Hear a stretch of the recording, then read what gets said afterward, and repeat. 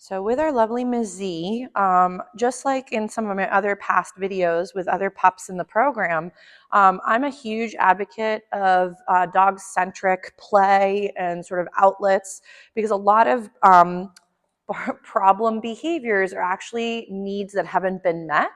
This doesn't mean that we're ever being like a bad dog owner on purpose, or, there's moments where if we don't always know what to do to help them to be set up for success, that's why asking for help is really great.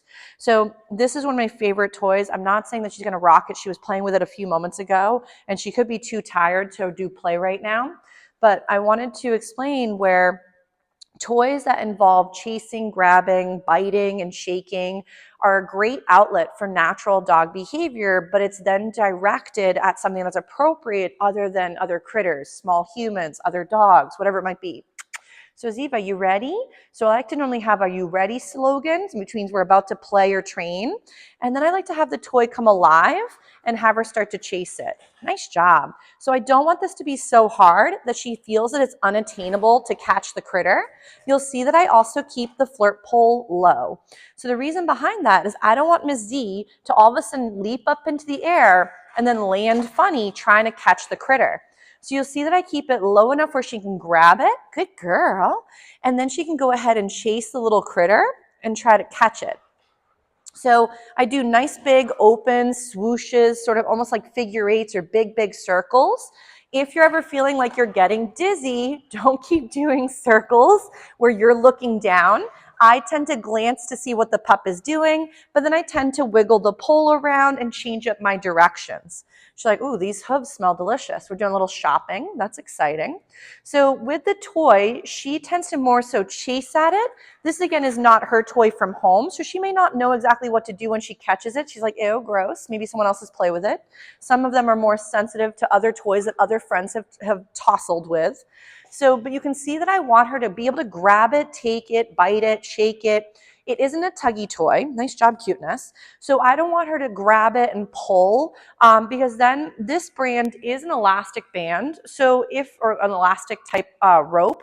So if your puppy was pulling, and then they let go, this is going to ricochet and smack you in the face or somewhere not super comfortable. And then if, for example, you are playing with your puppy and you don't put the handle on, I think this is, again, a really important part if you're going with this brand, and I can explain which one it is and everything, is that if she was tugging by accident, she grabs it and you weren't having the handle, you could by accident let go and then bonk her with the pole. So we want to make sure that when we're playing and we're being safe for both her and for you guys. Remember that playing with a flirt pole tends to be a little bit more high intensity play. So you want to do this at the rate that your puppy can tolerate. Ready, Ziva? But also at a comfort range for their development. So her growth plates and ligaments are not fully developed, nice job, cuteness, until she's closer to 2 is when a lot of those plates and growth moments are sort of finalizing. If she was a larger breed dog, like a Mastiff or a Great Dane or whatever, they probably wouldn't be done really growing till almost closer to the end of 2 to 3 years old. So you have to, again, work on physical activities within your puppy's capability physically and developmentally. So if we were to do this and she was a wee little baby, I would only do some light basic play and not have it be so intense driven that it could hurt her or her joints while she's playing. You can see though she's kind of pooped out. So she's like, I've had it, lady. 2, when your pup is tired or overwhelmed, notice how she has to pant to release some of that heat from her body. They don't really sweat. The only place they can sweat is through their pads, but it's not typically for expending of heat the way we sweat to release some heat and cool down. Dogs will actually sweat through their pads when they're scared or overwhelmed. So it's typically a pretty big stress signal if you're seeing the pads leaving paw print, footprints behind. Ready, Ziva?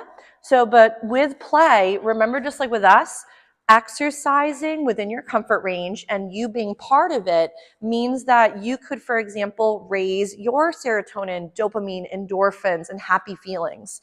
So a lot of times, if you have a sensitive dog and you're restricting some exercise in the sense of not going for walks, remember, if the walks are more like the spooky house and you don't know when the next boogie monster is going to poke out, that is not a good way to exercise and practice. But instead, if we could do things around the home, nice job, cuteness, then what you'd end up doing is build her comfort in the behaviors and skill set before you implement distractions or triggers or difficult things. Two, if when you're dealing with trying to change original responses, especially if they're fear-based and coming from that instinctual moment of, oh gosh, then right there, yes. So that was just a funny noise in the building. I pair it with the noise moment with a yes and feeding. So that way, when she thinks weird novel noise equals, oh gosh, it now could be weird novel noise equals check in with your handler, equals here comes a really cool paycheck. So we can start to change that emotional response. If she can barely tolerate novelty in the home, that's where I would start, but always within your puppy's comfort range. Nice job, cuteness. But always gauge if my puppy's taking food, are they responsive to things they may have already known, like a sit or name recognition? If they can't offer those skills, that means that probably whatever we're working on is way past their comfort range or understanding or capabilities for the moment. Keep training sessions. She's doing beautiful, by the way, with these find its and bouncing back to me. But keep training sessions short and sweet. Because if we make things way too difficult, it won't be attainable for you. It will be frustrating and overwhelming and scary at times for her. And then that will start to create what training and exposures tend to always equal. So for now, we want to stay in that green zone, maybe with little experiences in the yellow, and stay completely away from red to your best ability. So again, just like your set of lights. So with Ms. Z, ready? Ziva. So she's getting the crumbs that she left behind. So she's going for all these snacks really nicely. Some of my favorite skills are obviously this lovely find it with reorientation back to you, but also getting your puppy to start orienting to you even for some like beginning stages of loose leash walking. So if your puppy can really only do certain skills when it's a really calm environment, that's an okay place to start.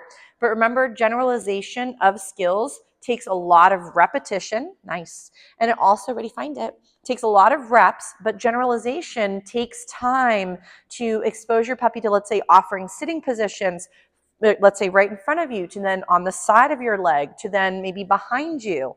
So if your dog really knows how to offer a sit, they'd be able to do it in many different environments with many levels of distraction from different positions, versus if they can only do a sit when presented with food first and then the food up and above the puppy's head, then that means the puppy doesn't understand that how to work the sit in many different venues. So remember, yes, we're luring our dogs with food in the beginning, but remember, food would become intermittent down the road. You could also do differential reinforcement, where you could also use other reinforcers to reinforce behavior you'd like to have happen again. But remember, if right now, and again, I don't love the wordage, but I've mentioned this in the past, is think about your food as in the beginning, the bribe to create the behavior. So you're going to give them their thing first before performing the work. Then as they get much more fluid, you want to do the paycheck after. So when you get paid, it's typically you do your hard efforts and your work first, then you get the paycheck.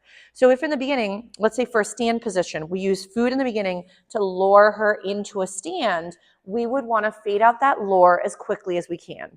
So if let's say you tend to use food in the hand, empty the hand, get the sit, and then yes to feed right after. So you're still feeding for the behaviors you'd like, and I'm marking them so she knows exactly when she was correct and why she's getting the paycheck for.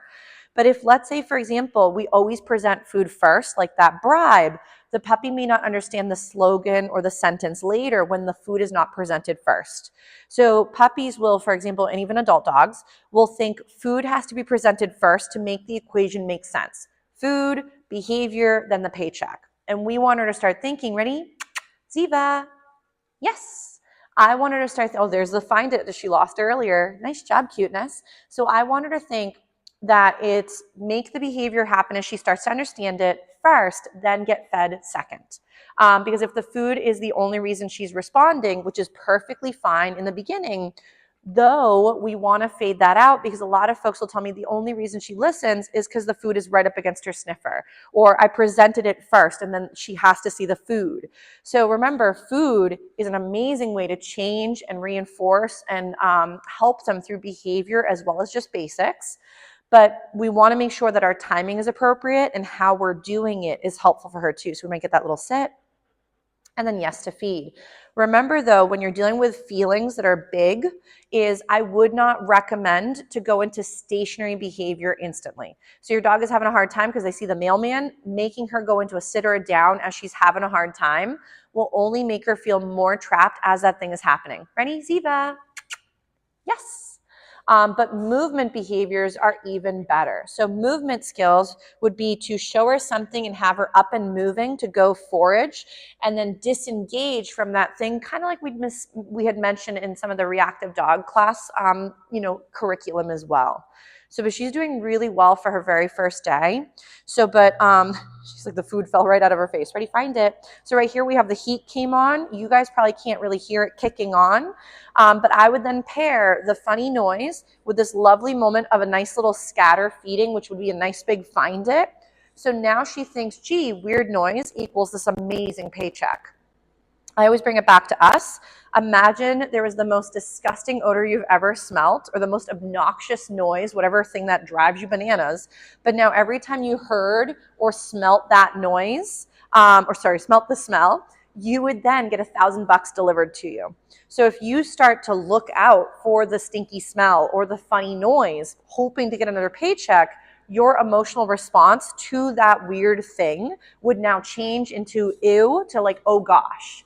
So remember that when working on trying to change those original feelings, a lot of it stems from comfort range, your puppy's genetics as well, with how to deal with stress or things in general, but also life experiences or lack thereof. So if for right now we're dealing with adolescence where things become harder for her, take a moment to reassess what's going on, but also break it down into smaller steps. Yes, Hippo? Okay, I'm gonna come grab you a snack. So right now my little one is up. Ready? So if Ziva gets a little, that's all right. So let's say Ziva gets a little bit distracted. Eva, you can just stay right there. No worries. So Ziva got a little bit nervous. I'm going to go right to her little sniffer, Ziva, and then do a nice big find it. So even though my little one's behind a fence, remember that if your dog hasn't had tons of experience with novel friends or small little humans, remember that novelty for most dogs is scary. Right now, I'm not feeding her for the woo-woo. I'm feeding her for the disengagement from the distraction into a find it. So, but we'll dive into more of this as well because we want to make sure Ms. Z is doing a great job and you guys are also understanding the material to then practice at the home front as well. Though, for any of the Doggy Day School students, if anybody has a question or concern, always check back in with me. But don't forget to check out the other materials I send along as well, which will be just in a little bit. Nice. So Ziva did a great job bouncing back from the wild little 4-year-old off in the distance. Nice job, Ms. Z. So we'll give her a little break. Here's a little find it, and we'll go and work a few more skills in just a bit.